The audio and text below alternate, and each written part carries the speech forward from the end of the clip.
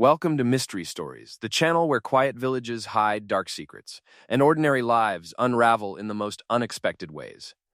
Here, each story invites you into a world of gentle suspense, subtle clues, and clever deductions. From uninvited guests to whispered scandals, we explore mysteries that test wit, patience, and perception. Cozy settings, polite conversations, and the smallest of details often conceal the greatest dangers, and our tales let you follow every twist as it unfolds. Sit back, relax, and let the calm yet chilling narration guide you through the hidden shadows of everyday life, one mystery at a time. Chapter 1. It began, as so many curious matters in St. Brigid's parish did, with a lowered voice and an unfinished sentence. Mrs. Elcott had leaned across the small lace-covered table in the vicarage drawing-room and said, "Well, of course he was not on the list," and then paused in such a meaningful way that the entire company leaned closer without quite admitting that they were doing so. The lamps had been lit early that evening, casting a mellow glow upon polished wood and framed watercolors of village lanes, and the air carried the gentle scent of beeswax and stewed apples. It was, by every outward appearance, a perfectly ordinary gathering. Yet Miss Marple, seated quietly with her teacup balanced neatly in her hand, had already observed that nothing stirs a village more quickly than an unexpected guest at a carefully planned supper. Mrs. Elcott, who prided herself on remembering every detail of any social engagement within a 10-mile radius, recounted the matter with growing importance. The Whitmores had arranged a modest but elegant dinner at their home the previous evening, inviting a select circle of neighbors and acquaintances. The place cards had been written in Mrs. Whitmore's neat, slanted hand. The seating had been arranged with thoughtful diplomacy, separating those who might quarrel and pairing those who would flatter one another politely. Everything had been accounted for. Everything except, as it transpired, one gentleman who arrived just as the clock chimed 7:30. He simply appeared, Mrs. Elcott declared, adjusting her spectacles, hat in hand, quite composed, and announced himself as an old acquaintance of Mr. Whitmore's. Spoke as if he had every right to be there. Miss Marple inclined her head slightly. She did not interrupt. She merely observed how Mrs. Elcott's voice carried a faint tremor of delight at being the bearer of such news. The stranger, it seemed, was of middle years, dressed respectably but without flourish. He had introduced himself with confidence, though more than one guest later admitted that they had never heard his name before. Mr. Whitmore, according to Mrs. Elcott, had gone rather pale for a moment, before recovering himself and offering a tight smile. No one wished to cause a scene, Mrs. Elcott continued. You know how it is. One cannot very well send a man away from one's doorstep in full view of half the parish. Miss Marple murmured agreement. It was quite true. Social harmony in a village often rested upon the art of pretending not to notice impropriety. And yet she found herself wondering whether the stranger had truly relied upon politeness alone. There was something curiously deliberate, she felt, about arriving at such an hour, when refusal would be awkward, and attention unavoidable. A chair had been found. A place laid hastily. Mrs. Whitmore herself had fetched an additional napkin from the sideboard. It was this small detail that Miss Marple stored away most carefully. For when she had called briefly at the Whitmore house that afternoon under the pretext of returning a book, she had observed that the linen in the dining room bore a delicate monogram stitched in pale blue thread. Every napkin on the sideboard matched precisely. Every one except the single extra folded apart from the rest. That napkin, though similar in quality, bore no monogram at all. It was, of course, a trifling matter. Yet trifles, Miss Marple often reflected, have a habit of becoming most instructive. The supper itself had proceeded with outward civility. The stranger conversed pleasantly enough, though more than one guest later remarked upon the way he seemed to watch Mr. Whitmore rather closely, as though measuring his responses. Mrs. Linton, seated opposite him, later confided that he had asked several questions regarding the history of the Whitmore estate. Inquiries that struck her as unusually pointed for a first meeting. Quite inquisitive, she had said, stirring her tea with unnecessary vigor. As if he were testing something. Miss Marple noticed, even as Mrs. Linton spoke, that her gloved fingers bore the faintest smudge of ink along the seam. It was a peculiar place for ink to settle. One might acquire such a mark by handling correspondence in haste, or by attempting to destroy it. The following morning, the village buzzed gently beneath its ordinary routines. Bread was purchased, letters delivered, curtains drawn back against the pale winter sun. Yet beneath these familiar motions ran a current of curiosity. The stranger had left the Whitmore dinner shortly before 10, declining an offer of a carriage, and insisting he preferred to walk the short distance to the inn. It was a mild evening, though the garden path had been damp from earlier rain. Miss Marple, taking her customary turn about the lane, paused briefly by the hedge bordering the Whitmore property. The soil there remained soft. One might, she reflected, trace much from the earth if one looked closely enough. Later that morning, she joined Mrs. Elcott and 2 others for tea.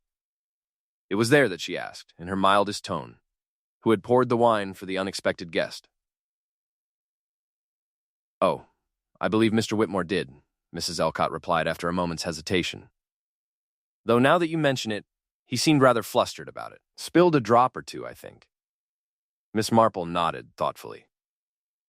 Wine, once poured, is a curious thing. One cannot easily tell whether a glass contains precisely what it ought. By midday, an unease had begun to spread. The innkeeper reported that the stranger had not returned to his room. His bed had not been slept in. His valise remained unopened upon the stand. At first, it was assumed he had perhaps set off early upon some errand. Yet as the hours passed, concern mounted. A small search party formed, more out of duty than alarm. It was the gardener's boy who found him at last. He lay just beyond the Whitmore garden path, partially obscured by the low shrubs that bordered the hedge. There was no sign of struggle, no disturbance of the branches. He appeared, at a glance, merely to have sat down and never risen again. The doctor was summoned. He examined the body with grave attention, then straightened slowly. "A sudden collapse," most likely, he pronounced. "The heart, perhaps." The words carried a certain comfort. Sudden ailments are easier to accept than deliberate acts. Yet Miss Marple, standing a short distance away, observed that the stranger's expression bore not surprise, but something closer to quiet resignation. As though he had anticipated an outcome, though not necessarily that particular moment. She also noted that his coat pocket seemed slightly turned outward, as if something once contained there had been removed. By late afternoon, the constable had taken a formal interest. Questions were asked gently but persistently. Mr. Whitmore, though courteous, appeared strained. His voice carried an edge not present the evening before. Mrs. Whitmore kept to the background, offering polite replies yet avoiding prolonged eye contact. It was during a brief exchange near the gate that Miss Marple overheard a small but significant remark. The gardener, speaking in low tones to the constable, mentioned having lent a lantern after supper. To one of the guests, he said vaguely. Couldn't rightly say who. It was dark enough along the path. Miss Marple's eyes rested upon the hedge where the body had been found. A lantern would have illuminated the way quite clearly. It would also have allowed one to see precisely where one stepped. As twilight settled, the village attempted to resume its composure. Lamps were lit. Curtains drawn, conversations lowered to murmurs behind closed doors. Yet the knowledge lingered that a man had come uninvited to a supper and had not left the village alive. Miss Marple returned home slowly, her thoughts arranged with the same care as the linen in Mrs. Whitmore's dining room. An unmonogrammed napkin. A hesitation over wine. Ink upon a glove. A lantern borrowed after dusk. None of these, in isolation, meant very much. but taken together, they formed the faintest outline of intention. She paused at her gate and looked back toward the Whitmore house, its windows glowing softly against the darkening sky. From a distance, it appeared the picture of domestic peace. Yet she had long ago learned that appearances, particularly in small communities, are maintained with great effort. Inside that house, she suspected, someone was not merely grieving a guest's sudden passing. Someone was calculating, and Miss Marple, smiling kindly to herself as she stepped indoors and closed the door against the evening chill, knew that the supper without a place card had been no accident at all.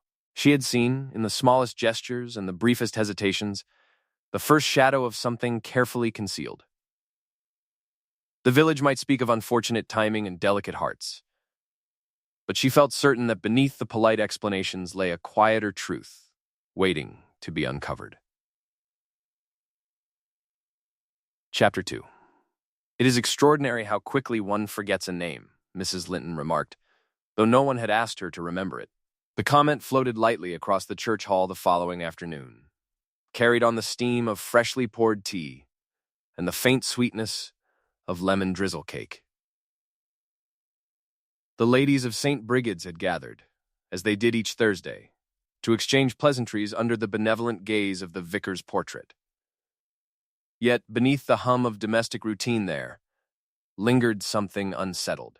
A place at table had been filled by a stranger only the night before, and now that stranger lay in the cold quiet of the mortuary room above the surgery. Miss Marple sat near the long window, where pale winter sunlight filtered through lace curtains. She stirred her tea thoughtfully, her gaze mild and attentive. The village had entered that delicate stage between shock and speculation.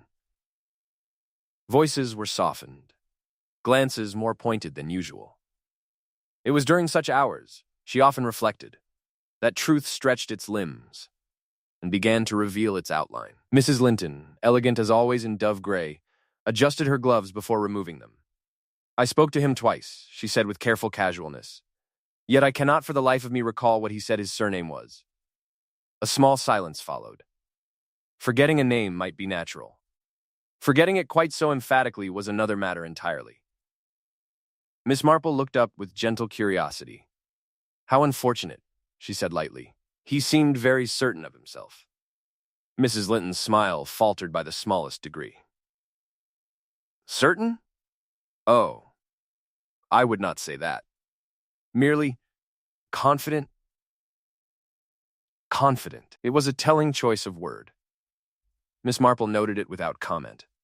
A confident man attends a supper uninvited. A certain man knows he will not be turned away. The tea progressed with its usual rituals. Cups were replenished. Slices of cake divided with polite precision. Yet conversation returned again and again to the Whitmore dinner. Mrs. Elcott leaned closer and whispered that she had seen Mr. Whitmore drop his fork when the stranger first announced himself. "Quite clumsy," she murmured. "And Mr. Whitmore is never clumsy." Miss Marple smiled faintly. Clumsiness is often the body's response to the mind being elsewhere. It was during a lull in conversation that she observed Mrs. Linton's gloves resting upon the table. Along the inner seam of the right glove, near the base of the thumb, lay a faint blue smudge. Ink. Undoubtedly. Fresh enough that it had not yet faded. "You have been writing letters," Miss Marple said kindly. Mrs. Linton's hand twitched before she could still it. "Oh, only household matters." "Of course," Miss Marple replied, as though nothing further need be said. Household matters seldom require such urgency, she reflected privately, nor do they stain gloves unless undertaken in haste. The mark was not on the fingertips, where one might expect it, but along the seam, as though the glove had brushed against damp paper while being folded away. Across the room, Mrs. Elcott had lowered her voice further. "There are rumors," she said, eyes bright, "that the gentleman had once worked in a solicitor's office. In Brookfield, I believe." The name drifted like a pebble dropped into still water. Brookfield lay only a few miles distant, yet its affairs were not typically discussed in St. Brigid's, unless necessity demanded it. Miss Marple inclined her head. A solicitor's office, you say? So I am told, Mrs. Elcott replied, though I cannot imagine why such a person would arrive without invitation. Miss Marple could imagine several reasons. Legal documents have a way of surfacing at inconvenient times, and men who carry them rarely travel without purpose. The vicar's wife approached then, her expression composed but strained.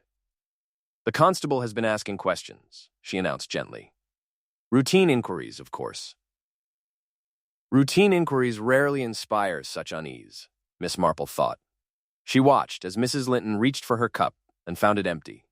For a brief moment, the lady seemed uncertain whether to rise or remain seated, as though some internal calculation held her still. Did the gentleman speak much to Mr. Whitmore? Miss Marple asked, her tone almost idle. Oh, yes, Mrs. Linton answered quickly. They conversed privately for a time. In the study, I believe. Privately. The word lingered. Miss Marple had been told that the stranger remained at table throughout the meal. Yet here was mention of a separate discussion, removed from the view of guests. How very interesting, she murmured. Mrs. Elcott leaned in once more. I heard raised voices, she confessed. Not loud, exactly, but sharp, as though someone were correcting another. A correction suggests prior knowledge. One cannot correct what one does not understand. The tea hour stretched on, yet Miss Marple felt the pieces arranging themselves quietly. An uninvited guest, a solicitor's past, a private conversation, ink upon gloves, and now, whispers of raised voices behind closed doors. Later that afternoon, Miss Marple took a slow walk past the Whitmore residence. The curtains were drawn, though it was not yet evening. A motor car stood in the drive, belonging to the constable. As she passed the hedge, she observed again the slight indentation in the soil where two sets of footsteps had converged before diverging. The rain had preserved their outline with surprising clarity. One pair bore the distinct pattern of a gentleman's polished shoe. The other appeared narrower, the heel more delicate. That alone might have meant nothing. Guests come and go. Yet only one set of prints returned toward the house. Miss Marple paused by the gate just long enough to exchange pleasantries with the maid, who had stepped outside with a basket.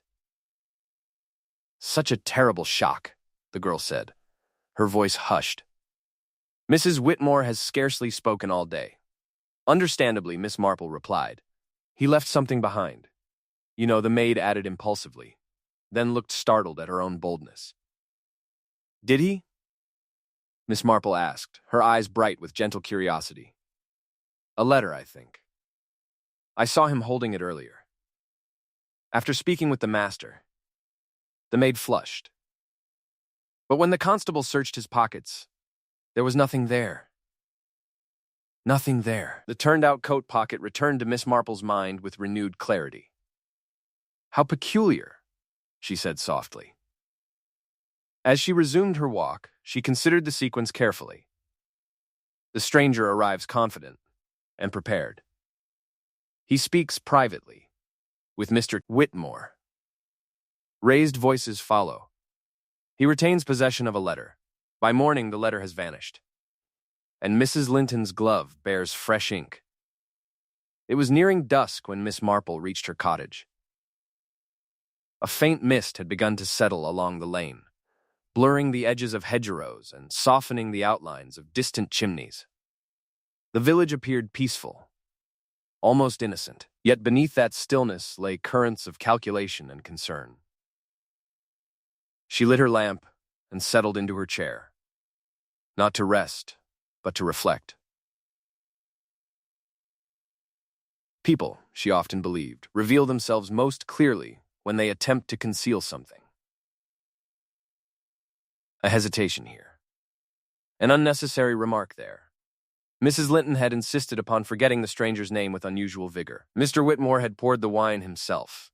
Those servants were present. A letter had existed, and then disappeared.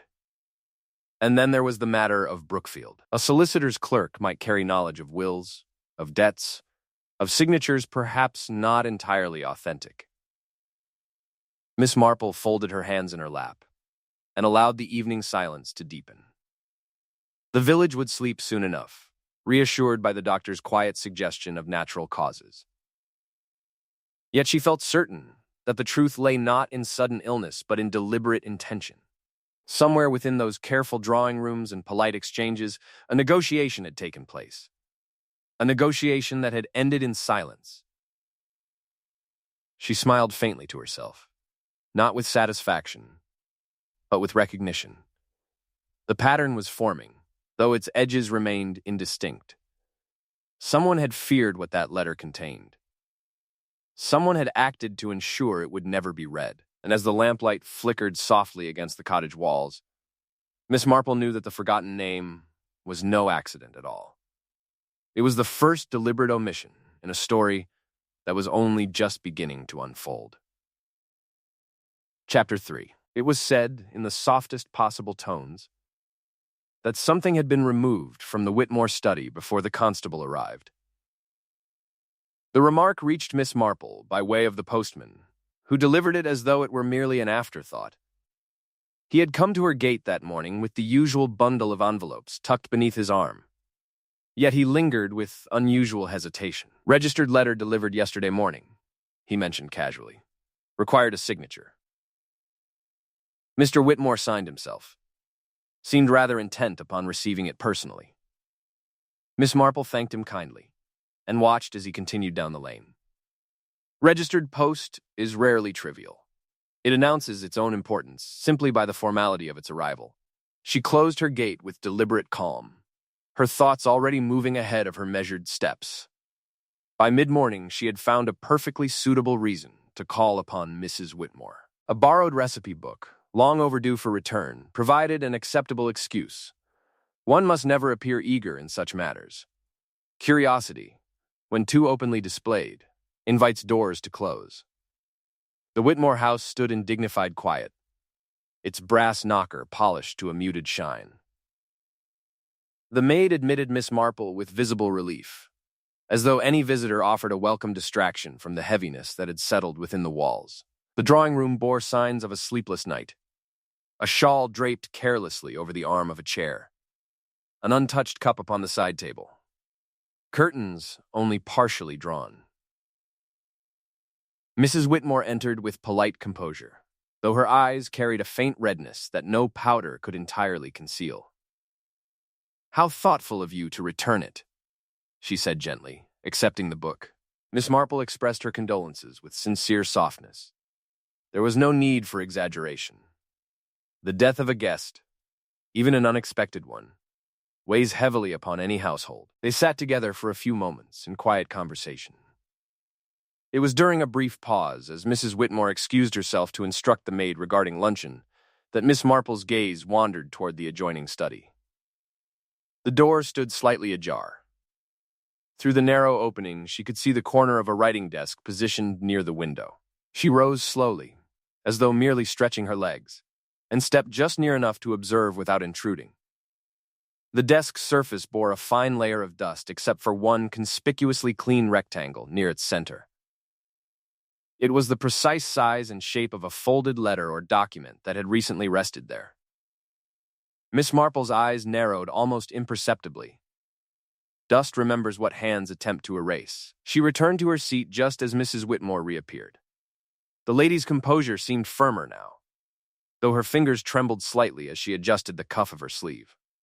"Such an unfortunate occurrence," Mrs. Whitmore said quietly. "To think he arrived so unexpectedly." "Yes," Miss Marple agreed mildly, "though I have always found that unexpected arrivals are rarely entirely unplanned." Mrs. Whitmore's smile wavered. "You believe he meant to come?" "I imagine so," Miss Marple replied. "Men seldom travel without purpose." A faint tightening of the jaw followed. Subtle, but unmistakable. The conversation drifted toward more domestic matters. The difficulty of securing reliable servants. The inconvenience of damp weather. Yet Miss Marple noticed that Mrs. Whitmore avoided any mention of the private conversation said to have taken place in the study. That silence spoke more loudly than words.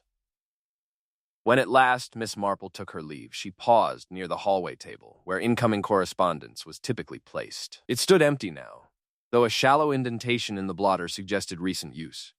Outside, the winter air felt sharper.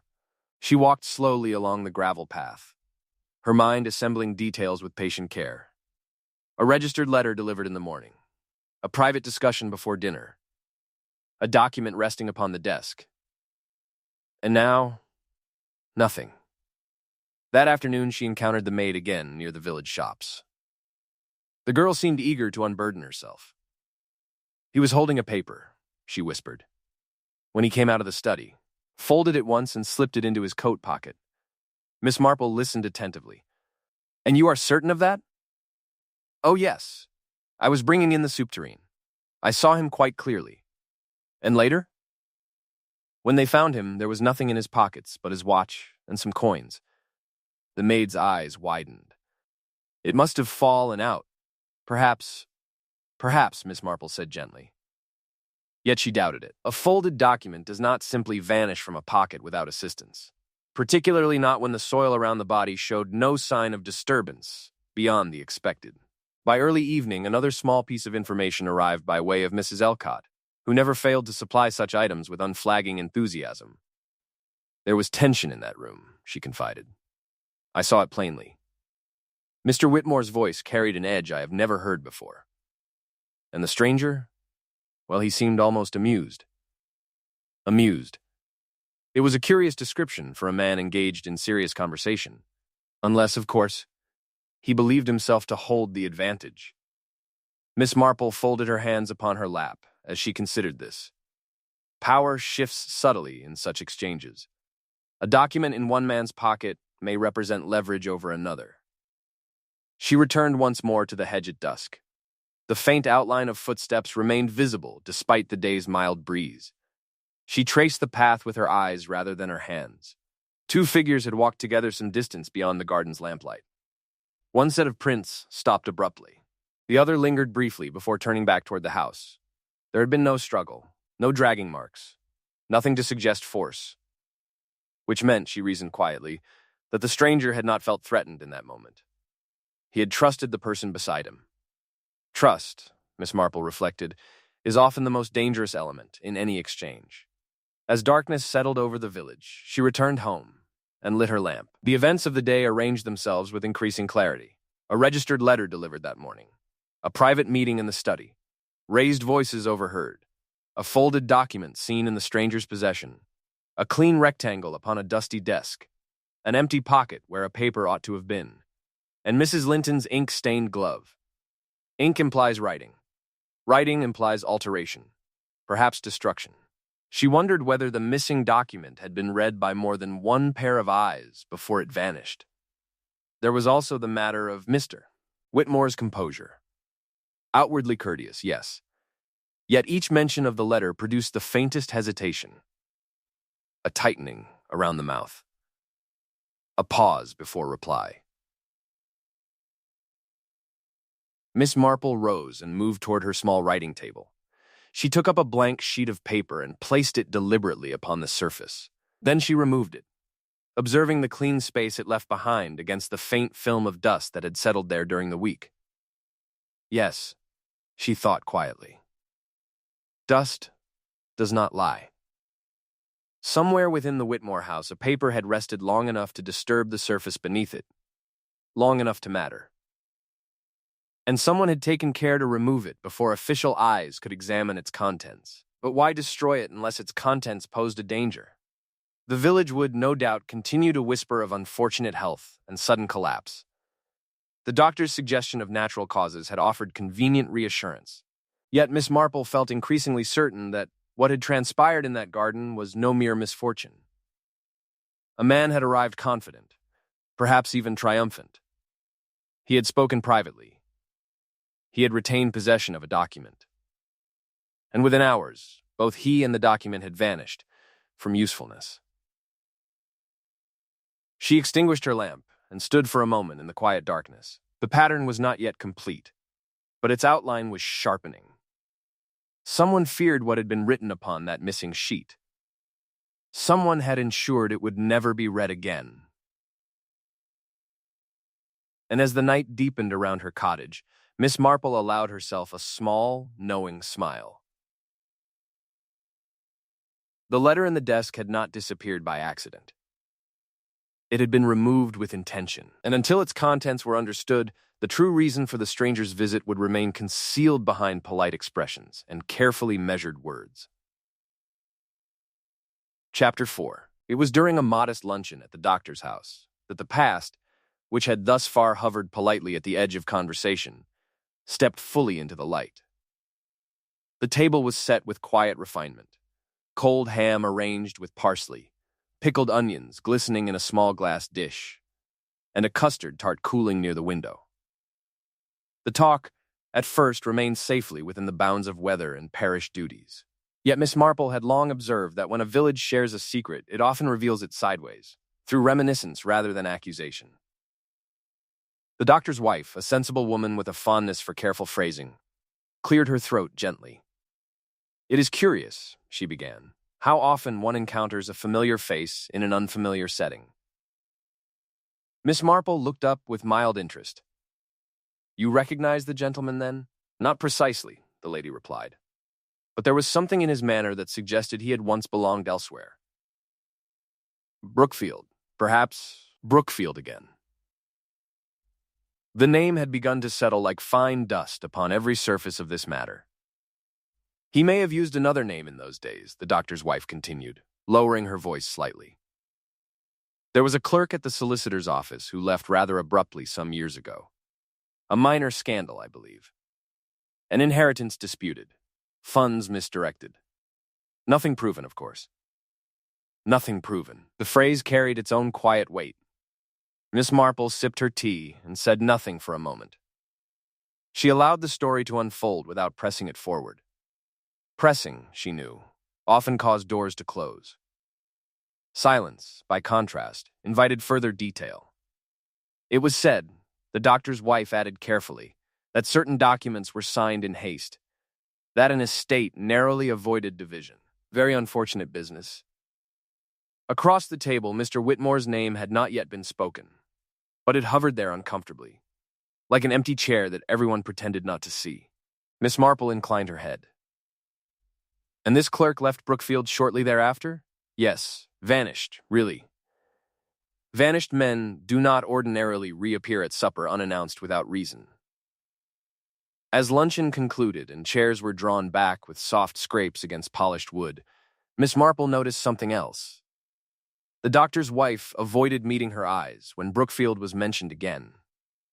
Not out of guilt, but caution, as though she sensed that the thread she had tugged might unravel more than she intended.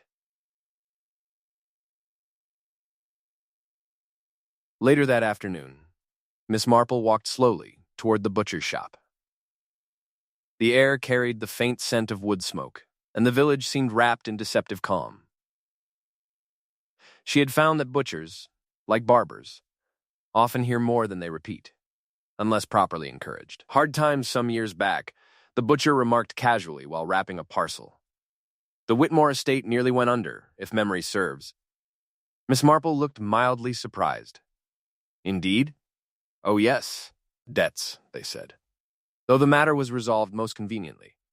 A signature here, a transfer there. Quite fortunate. Fortunate. Or carefully arranged. "And Mrs. Whitmore's dowry?" Miss Marple asked lightly. The butcher shrugged. "Came at just the right moment, so it was said." Timing again. Timing had a curious habit of aligning itself around this household.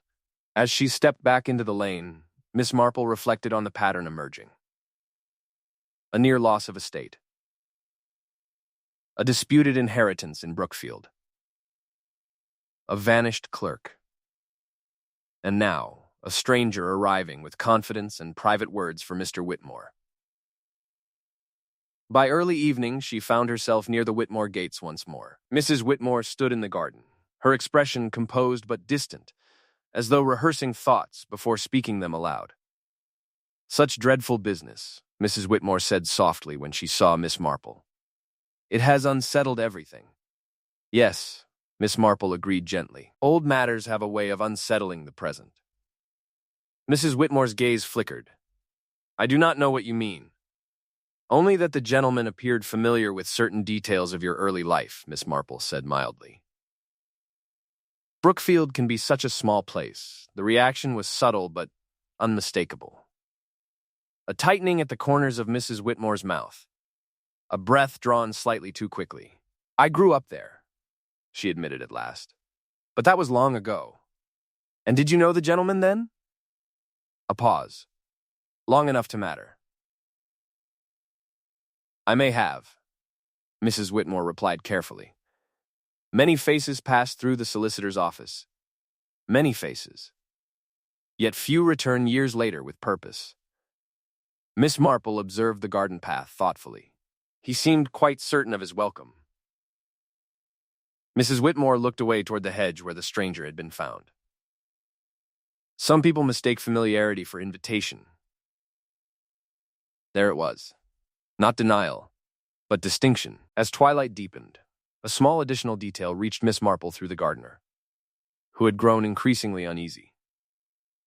They walked together, he said quietly. The master and the stranger. Toward the hedge. I saw them from the tool shed. They were speaking low. Couldn't catch the words. And Mrs. Whitmore? Miss Marple asked. She remained inside. The gardener hesitated. But earlier in the afternoon, before supper, I noticed her standing by the study window while they talked. Watching. Watching. Not participating, but observing. Miss Marple thanked him kindly and resumed her walk home. The pieces now extended further back than she had first imagined. This was no sudden quarrel born of misunderstanding. It carried the weight of years. Inside her cottage, she sat quietly by the fire and arranged the events as though they were cards laid upon a table. A young clerk in Brookfield involved in disputed documents. A threatened estate. A marriage that secured financial stability at precisely the necessary moment.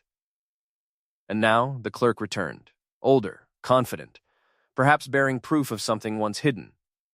If he had known Mrs. Whitmore in youth, there might have been affection once. Or resentment. Or knowledge shared too freely. The stranger's expression, as she had glimpsed it briefly before the body was removed, had not suggested fear. It had suggested anticipation, as though he believed he possessed leverage. Leverage over what? She recalled the missing letter, the clean space upon the desk, the ink upon Mrs. Linton's glove. And now, this deeper history tied to Brookfield. It was entirely possible that the document in question concerned not recent finances, but something much older. A signature forged under pressure. An inheritance redirected. A debt concealed. The following morning, at church, the atmosphere felt strained beneath the hymns. Mr. Whitmore sang with determined steadiness, though his voice carried a note of forced strength. Mrs. Whitmore kept her gaze fixed upon the prayer book. Miss Marple noticed that when the sermon referenced honesty and stewardship, Mr. Whitmore's hand tightened briefly upon the pew. Such small reactions often reveal more than declarations. After the service, Mrs. Linton approached Miss Marple with unusual briskness. It is tragic, she said.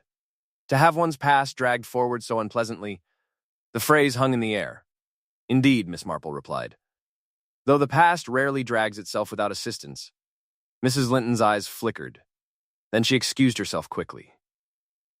Miss Marple watched her go with thoughtful calm. The pattern was no longer faint. It was gathering substance. The guest had not been uninvited in the true sense. He had come armed with memory, with knowledge, perhaps with written proof of actions taken years ago under financial strain, and someone had feared that knowledge sufficiently to ensure his silence. As she stepped out into the pale winter light, Miss Marple felt the subtle chill of realization. The supper without a place card had been the culmination of something begun long before. Old decisions. Old signatures. Old loyalties. The question was no longer whether the stranger had been known to the Whitmores. That was evident. The question was what precisely he had known, and why his return had been timed so carefully. Miss Marple adjusted her gloves and walked slowly down the lane, her expression serene. The past, she thought, is never truly forgotten in a village. It merely waits for the right evening to take its seat at the table, and as the church bells faded behind her, she knew that the history of Brookfield had not yet finished speaking. Chapter 5. The rain had fallen with steady patience on the night of the dinner. Soft enough not to alarm the guests, yet persistent enough to leave its quiet signature upon the earth. By morning, the garden behind the Whitmore house bore the delicate record of movement. Miss Marple had always believed that soil, when undisturbed by interference, could be as candid as any witness. It preserved impressions without embellishment, without motive. And on that narrow path leading toward the hedge, the impressions remained. It was Mrs. Elcott who first mentioned the footprints openly, though she did so in a tone suggesting she would much rather not be the one to mention them at all. The ground was terribly soft, she confided during a morning visit, lowering herself into Miss Marple's armchair with a rustle of skirts. One could see exactly where everyone had walked. Miss Marple nodded with gentle interest.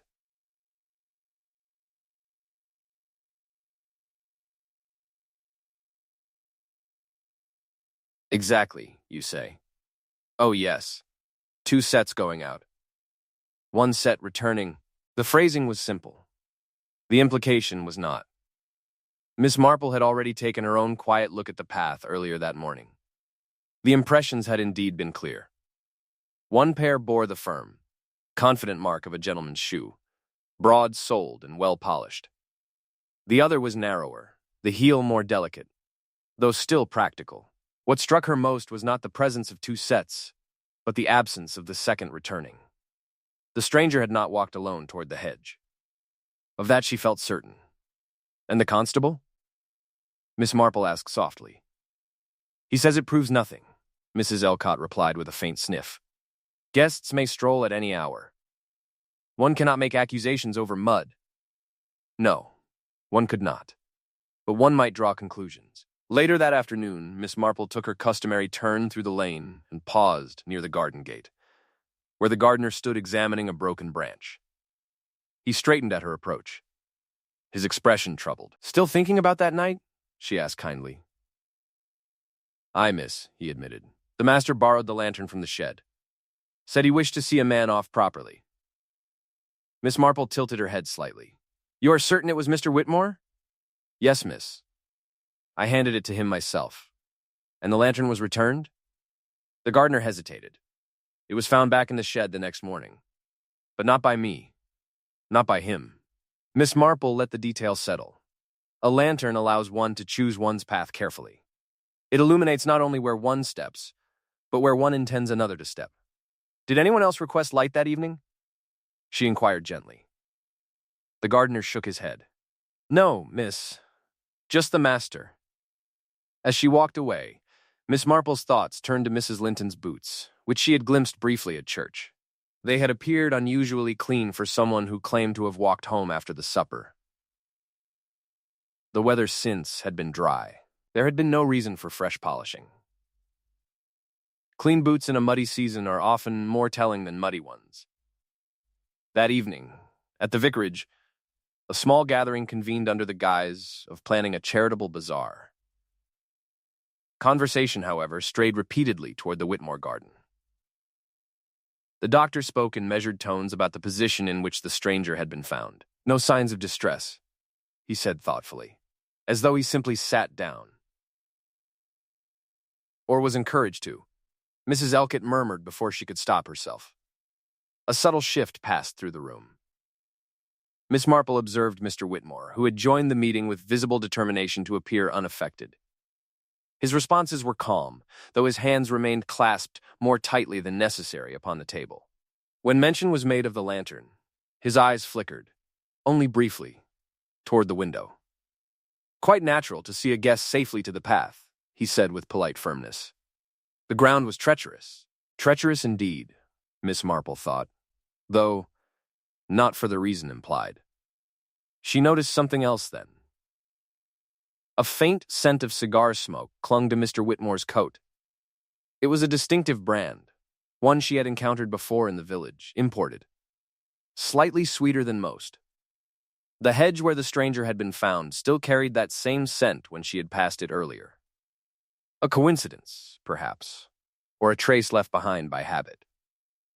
Later that night, as Miss Marple sat by her fire, she considered the sequence once more.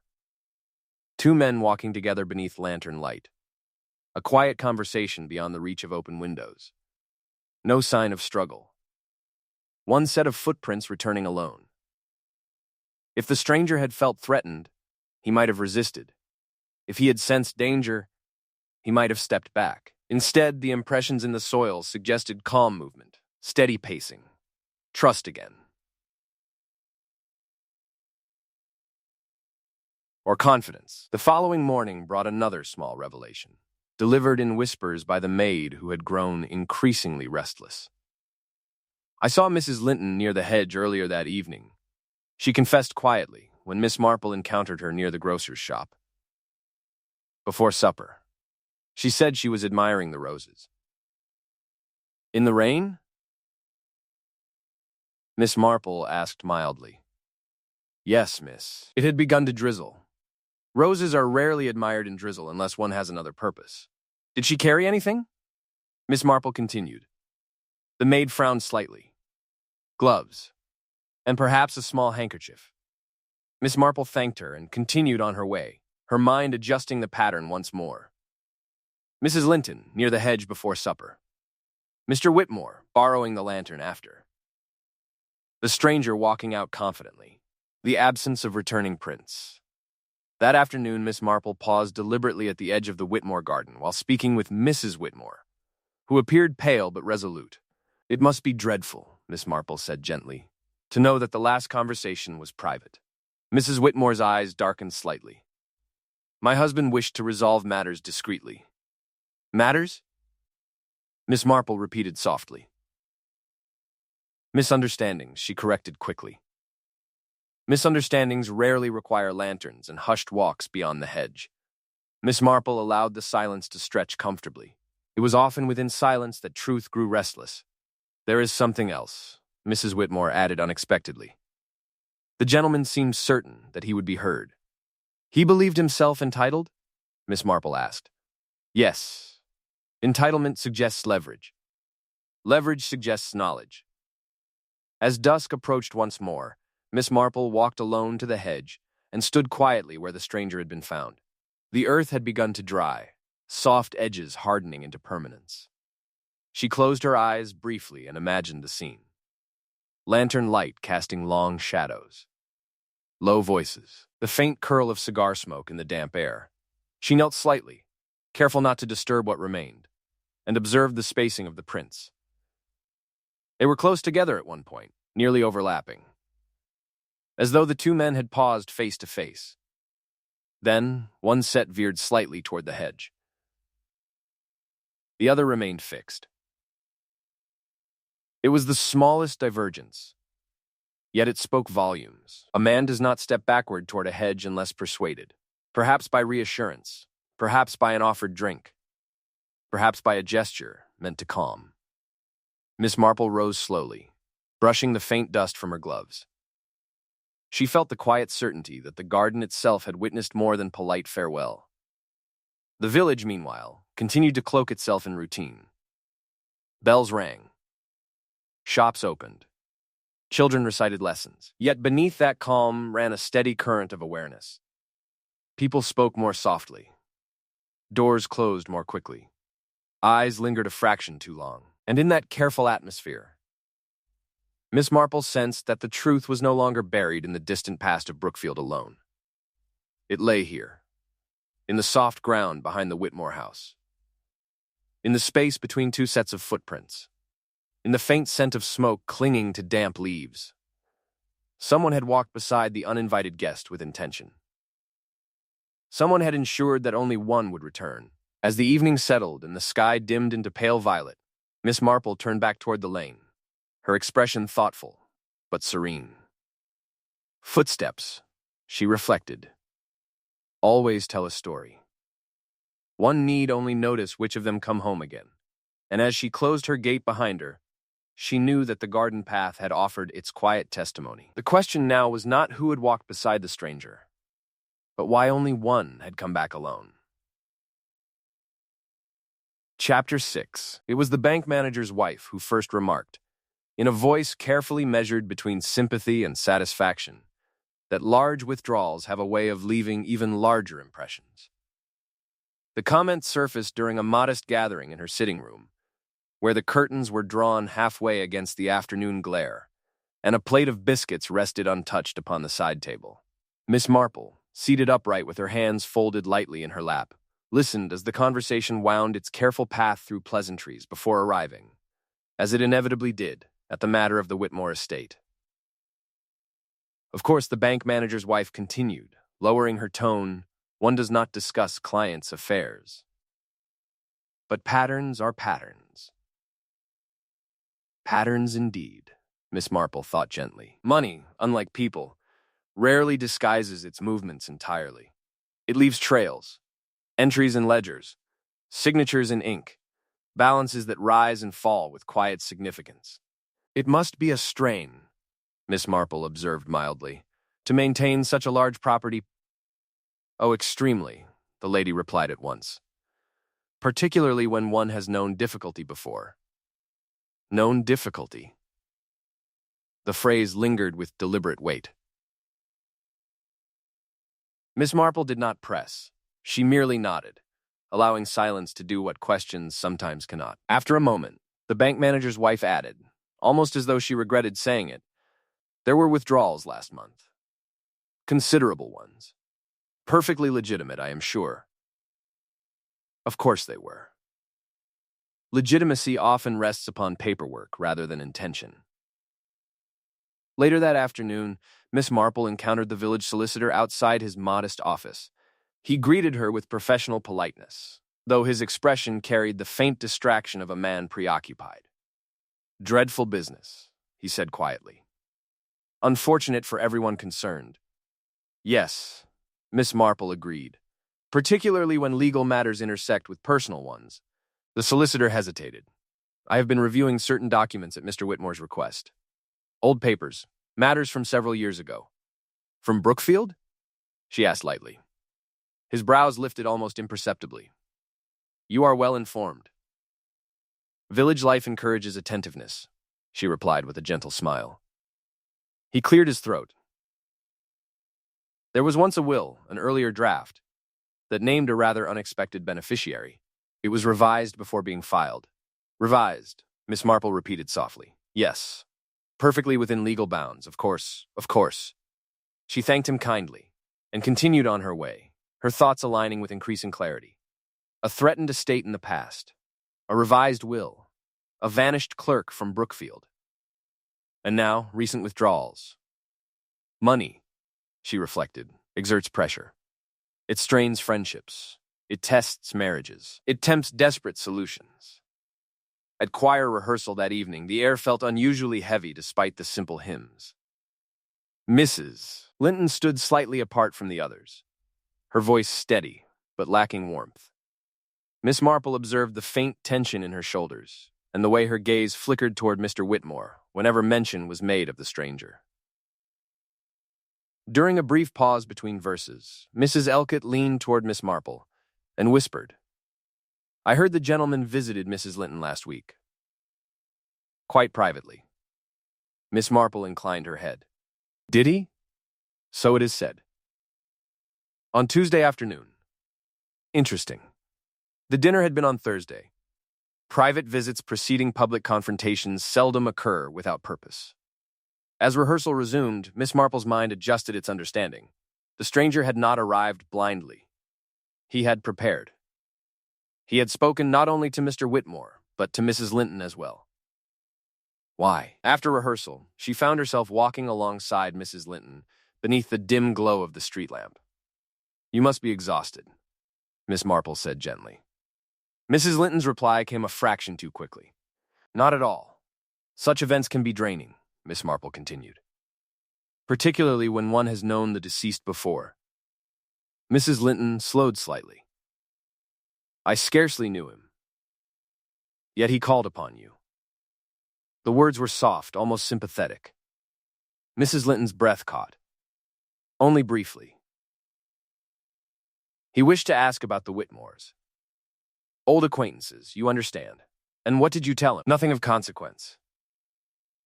Nothing of consequence is often precisely what one fears has been said. They walked a few paces further in silence before Mrs. Linton added, more quietly. He implied he was owed something. Owed? Miss Marple echoed. Yes. A fairness long delayed. Fairness. A curious word for a financial dispute. That evening, as Miss Marple sat by her window, she considered the possibility that the stranger had not come solely for money. Perhaps he had sought acknowledgement, or restitution for a wrong done years earlier.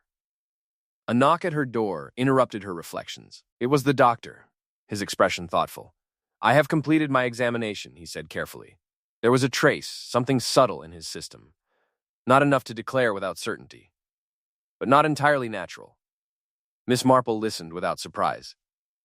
A cordial, perhaps, the doctor continued. Something mild but decisive. Administered willingly? She asked gently. It appears so. No sign of resistance.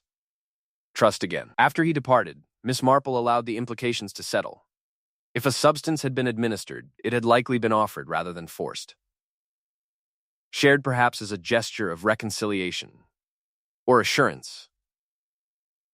She recalled Mr. Whitmore pouring wine at supper, the slight spill, the hesitation. And then she remembered something else.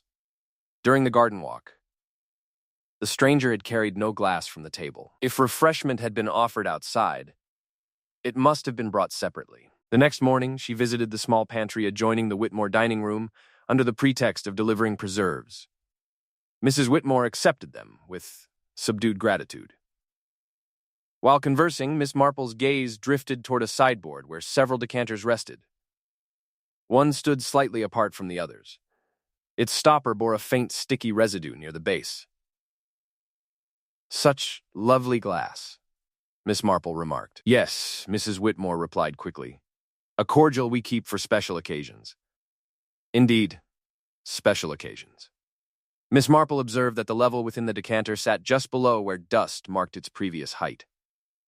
Recently used. As she took her leave, she felt the final pieces settling into alignment. Financial strain. A threatened exposure from the past. A stranger demanding fairness.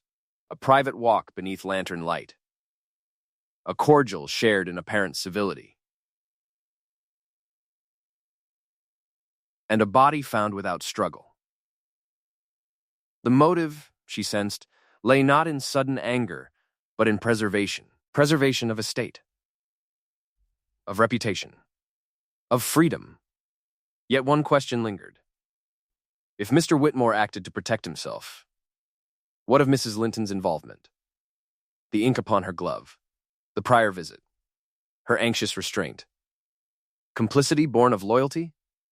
Or of shared risk? That afternoon, as Miss Marple sat quietly with her tea, she allowed the pattern to rest before her like an intricate tapestry. Each thread, money, memory, pride, interwove with deliberate precision. The village continued its outward calm. Children played along the lane. Shopkeepers arranged their displays. Yet beneath that surface, accounts were being reviewed. Conversations measured. Alliances tested. Miss Marple smiled faintly to herself. Money may tempt, but fear compels, and as the light faded beyond her window, she knew that the motive for that quiet garden meeting had not been sudden despair, but calculated necessity. Someone had feared disgrace more than consequence. The question that remained was not whether the act had been deliberate. It was who, precisely, had believed themselves justified in committing it. Chapter 7. The morning dawned with an unnatural brightness that seemed almost deliberate. as though the village itself wished to expose what shadows had attempted to conceal. Miss Marple rose early. There are moments, she often reflected, when speculation must yield to confirmation. The pattern had formed. The motive lay clear as polished glass. What remained was the final alignment of fact with intention. By 10 o'clock, she had arranged a modest gathering in the Whitmore drawing room. Mr. Whitmore stood near the fireplace, composed, but pale. Mrs. Whitmore sat upright upon the sofa, her hands clasped tightly together. Mrs. Linton occupied a chair slightly apart from the others, her expression guarded. The solicitor and the doctor were present as well, summoned under practical pretexts. Miss Marple took her seat with gentle composure. "I am most grateful to you all," she began, her tone mild. "Such unfortunate matters are best resolved with clarity." No one replied. "The gentleman who dined here," she continued, "did not arrive by chance. He came with knowledge. And with expectation, Mr. Whitmore's jaw tightened almost imperceptibly. He had once worked at Brookfield, she went on. He became aware, years ago, of certain irregularities involving estate funds, small adjustments at first, then larger ones. The solicitor shifted slightly. "Those adjustments," Miss Marple said softly, "were corrected before formal discovery. The will was revised. Debts settled quietly. But the knowledge did not disappear. It simply followed him." Mrs. Linton inhaled sharply. "He visited you first," Miss Marple said, turning her gaze toward her. "Last Tuesday afternoon. He wished to confirm that his information remained accurate, and perhaps to learn whether loyalties had shifted." Mrs. Linton's voice trembled. "I told him nothing." "No," Miss Marple agreed gently. "But your distress revealed more than words." She turned back to Mr. Whitmore. "He confronted you on Thursday, not publicly. That would have gained him little. He requested a private walk. A civil conversation. A settlement." Silence thickened in the room. "The recent withdrawals from your accounts," she continued, "suggest you considered payment. But either the sum demanded exceeded your means or your patience." Mr. Whitmore spoke at last. "This is absurd." "Is it?" Miss Marple asked softly. She folded her hands. "The doctor has determined that a cordial was present in the gentleman's system. A mild preparation. Harmless in small quantities. Decisive when taken undiluted."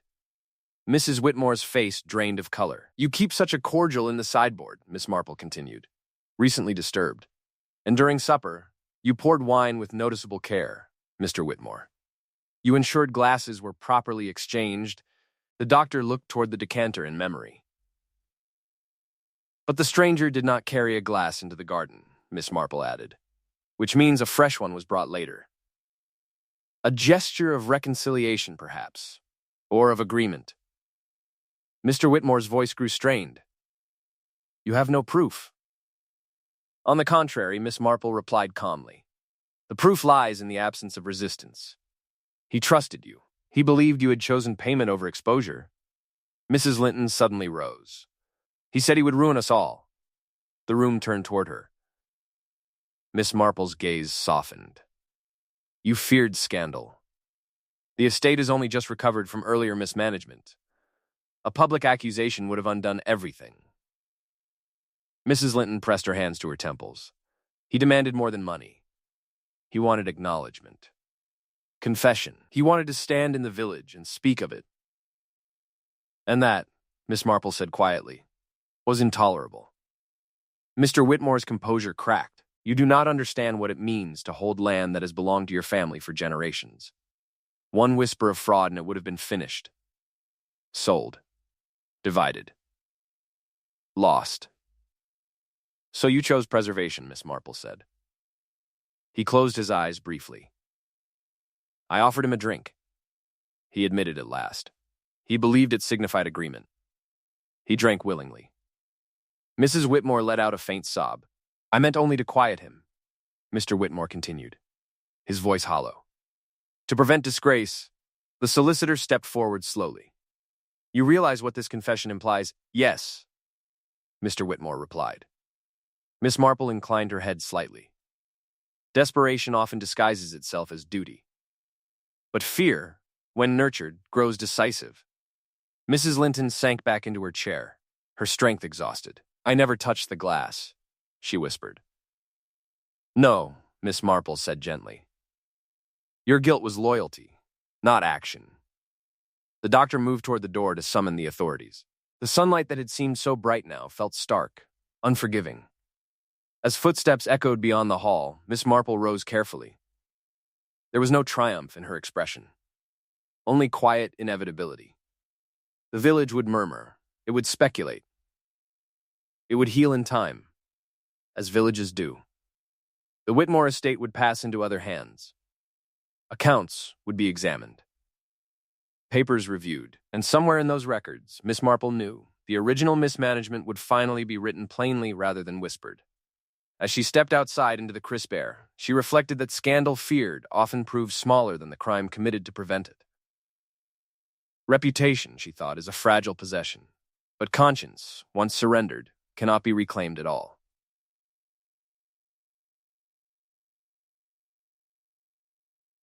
Chapter 8. The arrest was carried out with restrained dignity. In a village such as this, one noise travels faster than fact, yet that morning there was very little sound at all. Curtains shifted. Doors opened only an inch. Faces appeared, then withdrew. No one wished to witness the moment too clearly. Mr. Whitmore left his house without resistance. Mrs. Whitmore did not step outside. By noon, the news had settled over the lanes like a thin, persistent fog. It reached the baker before the bread had cooled. It reached the vicar before the afternoon bell. It reached every hearth, where quiet judgment simmered beside the kettle. Miss Marple did not participate in the murmuring. She sat by her window with her knitting untouched in her lap. There is a peculiar silence that follows confession. It is heavier than accusation, more final than suspicion. That afternoon, the solicitor called upon her. The authorities have examined the decanter, he said. The residue confirms the doctor's assessment. It was deliberate. Miss Marple inclined her head, and the earlier accounts, he added, lowering his voice, were indeed manipulated. Years ago. Small adjustments at first. Then larger sums, quietly restored before audit. Restored through sacrifice, Miss Marple observed gently. Yes. Land sold discreetly. Investments liquidated. To preserve reputation, she said. The solicitor gave a weary nod. It seems reputation required more than money. After he departed, Miss Marple allowed her thoughts to return to Mrs. Linton. Loyalty is a curious force. It binds without contract. It persuades without instruction. It had not driven her to act, yet it had silenced her when speech might have altered fate. Toward evening, Mrs. Linton appeared at Miss Marple's door. Her composure had thinned. Her voice trembled not from hysteria, but from exhaustion. I should have spoken, she said without preamble. Miss Marple gestured for her to sit. He came to me first, Mrs. Linton continued. He wanted to know whether I would stand by the truth if he revealed it. I thought he meant to embarrass us, to humiliate us publicly. And so you warned Mr. Whitmore, Miss Marple said quietly. Yes, there it was. Not conspiracy of poison, but conspiracy of silence. Mrs. Linton clasped her hands tightly. I believed he would pay, that it would end there. Often we believe we are choosing the smaller harm, Miss Marple replied. But fear rarely calculates accurately. Tears formed, but did not fall. Will the village forgive? Mrs. Linton asked. The village will remember, Miss Marple said. Forgiveness arrives more slowly. Outside, the light faded gradually across the hedgerows. The Whitmore house stood darker than usual, its windows unlit on the upper floor. In the days that followed, investigators moved quietly through ledgers and letters. The earlier mismanagement became official record.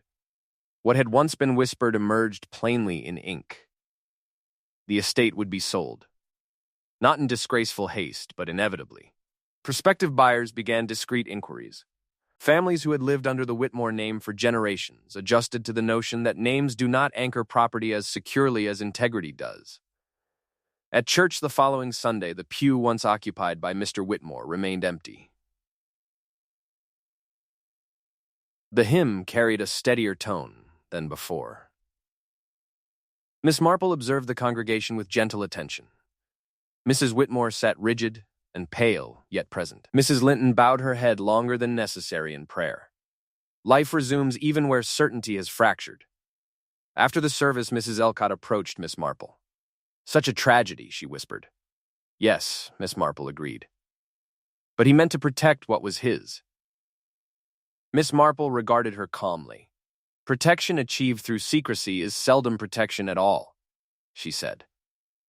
Mrs. Elcott pondered this without reply. Weeks later, the Whitmore house displayed a modest sign announcing its sale. Children paused to stare at it as though it marked the end of a story rather than the transfer of walls and fields. Miss Marple passed the gate one afternoon and paused briefly. There had been no violent struggle, no raised voices, only a glass offered in the quiet of a garden, only a decision shaped by pride and fear. Yet from that single decision rippled confession, ruin, and irreversible consequence. She resumed her walk at an unhurried pace. In villages such as this, one scandal does not roar. It settles, it lingers, it instructs, and long after the house changes hands and fresh curtains hang in its windows, the lesson remains. Reputation guarded at any cost will demand payment, and the debt it collects is never small. The village returned to its ordinary rhythm with a gentle inevitability. Children's laughter rang along the lanes once more, and the scent of baking bread drifted from every doorway. Shops reopened in careful routine, and even the vicarage felt less burdened, though the memory of the uninvited guest lingered faintly in the air. Gossip, the kind that simmers rather than shouts, resumed quietly, careful not to disturb the fragile calm that Miss Marple had helped restore. Miss Marple, as ever, observed with serene attention. She noted the slight sag in Mrs. Whitmore's shoulders, the careful way Mrs. Linton straightened her back before speaking, the small hesitations in villagers' voices when they referred to the Whitmore estate. Life moved on, certainly, but it had been altered. She found comfort in these subtle details, knowing that human nature leaves traces long after events have passed. Even the earth beneath the hedge where the stranger had been found seemed to remember, its soil slightly firmer where footsteps had pressed it, its faint indentations softened by rain, but never erased entirely. The Whitmore house, now preparing for new owners, seemed smaller somehow, its grandeur tempered by absence. The tall windows reflected sunlight differently, without the Whitmores' watchful eyes behind them.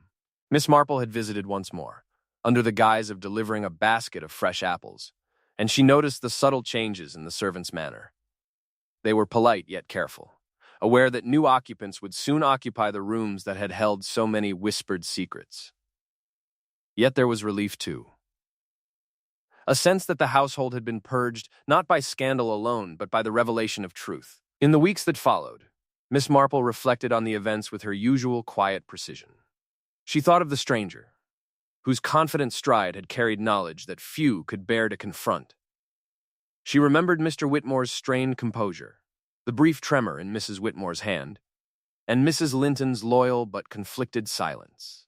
Every small observation, every whispered word, had been a thread in the tapestry of that evening's events. And though the crime itself had been subtle, no raised voices, no overt violence, the ripples it had caused had been profound, shaping relationships, reputations, and the quiet rhythm of the village. One afternoon, Miss Marple sat by her window with a cup of tea, the soft sunlight spilling across the table. She thought of the moral of the tale, not in words to share, but in the knowledge that even small actions, guided by fear or pride, carry weight far beyond their initial intent. She smiled faintly to herself, not in triumph but in understanding. The village, like a living organism, had healed in its own way, and she, quietly observant, had ensured that justice, measured and calm, had been served. As the wind rustled through the hedgerows and the distant church bell tolled, Miss Marple allowed herself a final, reflective thought. Some mysteries are solved through cleverness, others through patience, and the most dangerous through human emotion. But in this village, in this quiet corner of England, she had seen all three in delicate balance. and had, with gentle skill, restored that balance once more. And so, life continued. Ordinary yet marked forever by the quiet shadow of one uninvited guest.